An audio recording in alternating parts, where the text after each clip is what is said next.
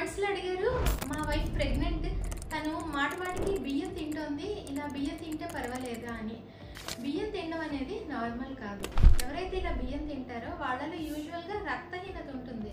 So ఎవరికైతే blood percentage తక్కువ ఉండి ఎనీమిక్గా ఉంటారో వాళ్ళు ఇలా బియ్యం తినడం చేస్తూ ఉంటారు. బియ్యమే కాదు, బియ్యంతో పాటు పలక పుల్లలు, శుద్ధలు, గోడకున్న సున్నం పెచ్చులు ఇలాంటివన్నీ కూడా తింటూ ఉంటారు.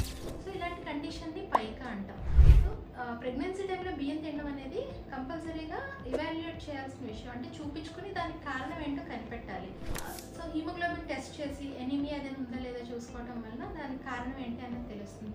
ఇంకో విషయం ఏంటంటే బియ్యం తిన్నప్పుడు ఏంటంటే బియ్యంలో ఉండే ఫైటేట్స్ అనే సబ్స్టెన్సెస్ మనకి మామూలుగా పోషకాలు అబ్జార్బ్ అవడాన్ని అడ్డుకుంటూ ఉంటాయన్నమాట. ఐరన్ జింక్ అబ్జార్ప్షన్ కూడా తగ్గుతుంది ఇలా బియ్యం తినడం. అంటే అన్నం వండకుండా బియ్యం పచ్చిగా తినటం వల్ల బ్లోటింగ్ అంటే కడుపు ఉబ్బరం రావడం, కాన్స్టిపేషన్